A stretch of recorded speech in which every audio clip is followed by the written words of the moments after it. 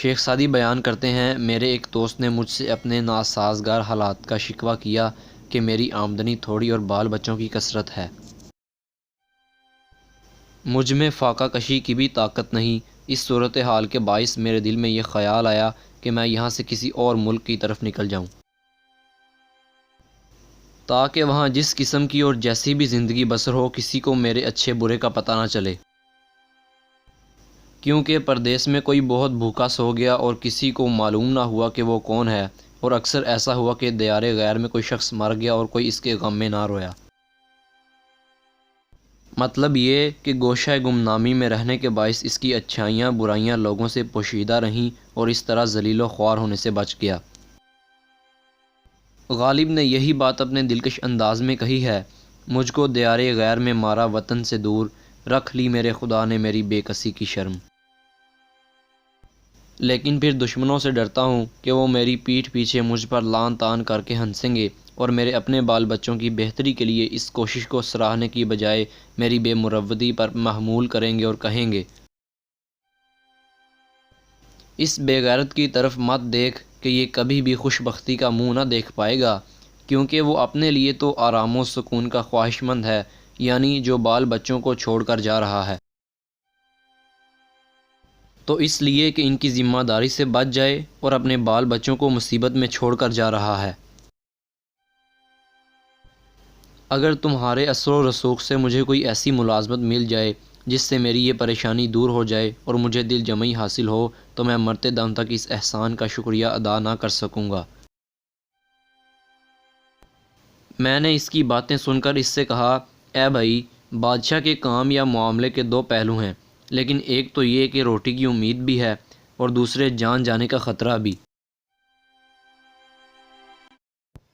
اس روٹی کی امید پر اس جان جانے کے خطرے میں پڑنا عقل مندوں کے نزدیک صحیح نہیں ہے۔ کوئی بھی فقیر اور مفلس کے گھر نہیں آتا کہ زمین اور باغ کا مالیہ ادا کر، یا تو پریشانی اور رنج یعنی تنگ دستی و بے چارگی سے نباہ کر لے، یا پھر آلام و مصائب برداشت کرنے کے لیے تیار ہو جا، گویا شاہی ملازمت میں خطرہ ہی خطرہ ہے۔ وہ بولا، تم نے جو کچھ کہا وہ میرے حسب حال نہیں ہے اور میرے سوال یا میری درخواست کا صحیح جواب نہیں ہے۔ بل واسطہ اس نے یہ کہنا چاہا ہے کہ ڈر اور خطرے کی بات تو بددیانت لوگوں کے لیے ہے، اور میں ایک ایماندار اور دیانتدار آدمی ہوں، مجھ سے کیوں ایسا سلوک ہوگا؟ کیا تم نے نہیں سنا ہے کہ جو کوئی خیانت و بددیانتی کرتا ہے اس کی پیٹھ باز پر سے کانپتی ہے، راستی و حقیقت خدا کی رضا و خوشنودی کا باعث ہوتی ہے۔ میں نے کسی ایسے شخص کو راستہ بھولے نہیں دیکھا جو سیدھے راستے پر چل رہا ہو، اور داناؤں کا کہنا ہے کہ چار طرح کے لوگ چار قسم کے لوگوں سے دلی طور پر رنجیدہ ہوتے ہیں۔ نمبر 1 راہزن بادشاہ سے، نمبر 2 چور پہرے دار سے، نمبر 3 بدکار مخبر سے، اور فاحشہ عورت کوتوال سے۔ اور جس شخص کا حساب یعنی معاملہ صاف ہے، اسے باز پرس کا کیا خوف ہو سکتا ہے؟ اگر تو چاہتا ہے کہ تیری معزولی کے وقت تیرا دشمن عاجز ہو کر رہ جائے تو اپنے دور اقتدار میں حد سے تجاوز نہ کر۔ اے بھائی، تو پاک رہ اور کسی کا خوف نہ کھا، کیونکہ دھوبی ناپاک کپڑے ہی کو پتھر پر مارا کرتے ہیں، لیکن جو کوئی حد سے تجاوز یا گڑبڑ کرے گا وہی پکڑا جائے گا۔ میں نے کہا کہ اس لومڑی کی داستان بالکل تیرے حسب حال ہے، جسے لوگوں نے جب بدحواسی کے عالم میں گرتے پڑتے بھاگتے ہوئے دیکھا تو کسی نے اس سے پوچھا کہ ایسی کیا آفت یا مصیبت آ پڑی ہے جو تو اس قدر خوفزدہ ہے؟ وہ بولی، میں نے سنا ہے کہ اونٹ کو بیکار میں پکڑ رہے ہیں۔ اس شخص نے کہا، ارے پگلی، اونٹ کو تجھ سے کیا نسبت اور تیری اس سے کیا مشابہت؟ وہ بولی، خاموش، اگر حاسد دشمنی کی خاطر کہہ دیں کہ یہ لومڑی اونٹ ہے اور میں پکڑی جاؤں تو کسے میرے رہا کرانے کا غم ہوگا، جو وہ میرے حال کی چھان بین کرے گا؟ اور جب تک تریاک عراق سے لایا جائے گا، سام کا ڈسا مر چکا ہوگا، یعنی جب تک میرے لومڑی ہونے کی تصدیق ہوگی میں ماری جا چکی ہوں گی۔ پھر میں نے اس سے کہا کہ بلا شبہ تو صاحب عظمت ہے اور امانت و دیانت نیز پرہیزگاری تیرا شیوا ہے، لیکن کیا کیا جائے کہ نقطہ چین گھات میں اور دشمن گوشوں میں چھپے بیٹھے ہیں۔ اگر وہ تیری اس اچھی خصلت کے خلاف باتیں کرنے لگیں، یعنی تیری خوبیوں کو برائی کے رنگ میں پیش کریں اور تو بادشاہ کے عتاب کا نشانہ بن جائے، تو اس وقت کس سے بات یا تیری وکالت کرنے کی جرت ہوگی؟ لہٰذا میرے نزدیک مصلحت اسی میں ہے کہ تو قناعت اختیار کر لے اور امیری اور سرداری کا خیال چھوڑ دے۔ دریا میں بے شمار فائدے ہیں، اگر تو سلامتی چاہتا ہے تو وہ کنارے پر ہے، یعنی دریا میں سے موتی وغیرہ تو نکالے جا سکتے ہیں، لیکن ساتھ ہی ڈوبنے کا بھی خطرہ ہوتا ہے۔ میرے دوست نے جب یہ بات سنی تو بگڑ گیا اور میری مذکورہ حکایت سے اس نے منہ موڑ لیا، یعنی ناراضگی کا اظہار کیا اور رنجش آمیز باتیں کرنے لگا کہ یہ کہاں کی عقل مندی اور کیسی سوجھ بوجھ ہے۔ داناؤں کا یہ قول پھر درست ہوا نا کہ دوست وہ ہیں جو مصیبت میں کام آتے ہیں، اس لیے کہ دسترخوان کی خوشحالی کے وقت پر تو دشمن بھی دوست دکھائی دیتے ہیں۔ ایسے شخص کو دوست نہ سمجھ جو تیری خوشحالی کے دنوں میں تیری دوستی اور بھائی چارے کی ڈینگیں مارتا ہے۔ میں تو دوست اسے جانتا ہوں جو اپنے دوست کا ہاتھ اس کی پریشانی، مصیبت اور بے کسی کے وقت پکڑے، گویا صحیح دوست وہی ہے جو مصیبت کے وقت کام آئے۔ وہ کہتے ہیں میں نے دیکھا کہ وہ بگڑ رہا اور میری اس نصیحت کو میری کسی غرض پر محلول کرتے ہوئے سن رہا ہے، یعنی وہ یہ خیال کر رہا ہے کہ میں اس کے لیے کوئی کوشش نہیں کرنا چاہتا اور یوں ہی باتوں سے اسے ٹرخا رہا ہوں۔ لہٰذا میں صاحب دیوان کے پاس گیا اور اسے اپنے دوست کی صورتحال کہہ سنائی اور اس کی اہلیت و لیاقت کے بارے میں اسے بتایا، تاآن کہ اسے ایک چھوٹے سے کام پر لگا دیا گیا۔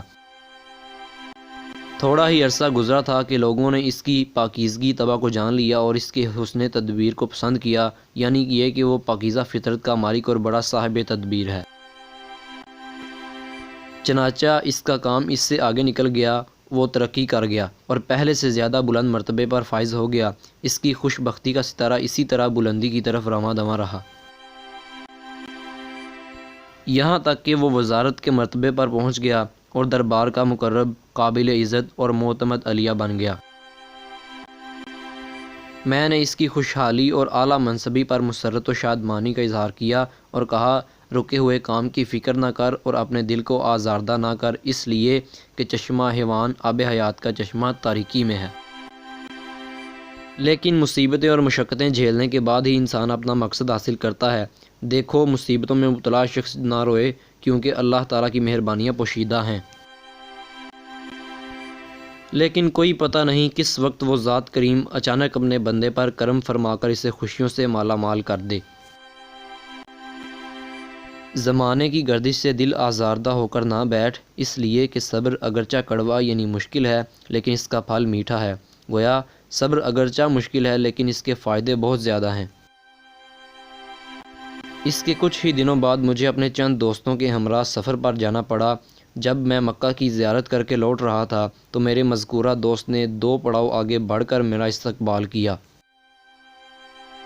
میں یہ دیکھ کر بڑا حیران ہوا کہ اس کی ظاہری حالت بڑی خستہ اور شکل و صورت فقیروں کی سی بنی ہوئی تھی۔ میں نے اس سے پوچھا کیا معاملہ ہے؟ اس نے بتایا کہ وہی کچھ ہوا جو تم نے کہا تھا، یعنی کچھ لوگ میری اس ترقی پر جل کر مجھ سے حسد کرنے لگے۔ آخر انہوں نے مجھ پر بددیانتی کی تہمت لگا دی۔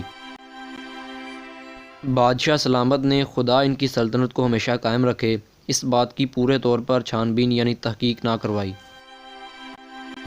اور پرانے احباب اور قریبی دوستوں نے سچ بات کہنے سے خاموشی اختیار کر لی اور یوں پرانی دوستی اور رفاقت کا وقت فراموش کر دی۔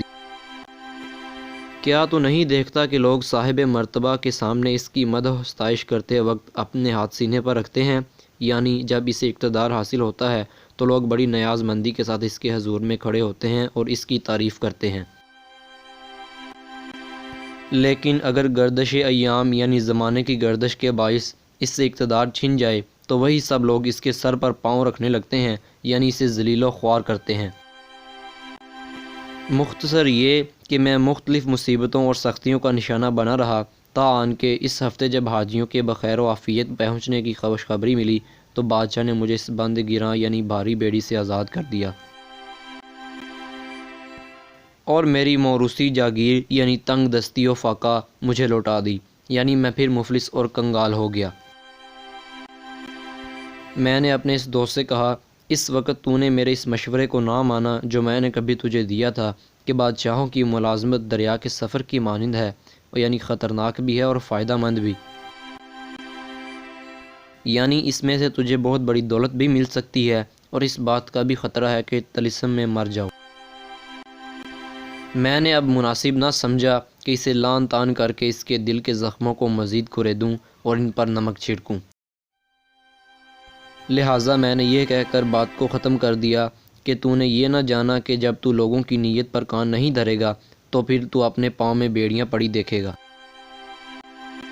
یعنی نصیحت نہ ماننے والا نقصان اٹھاتا ہے۔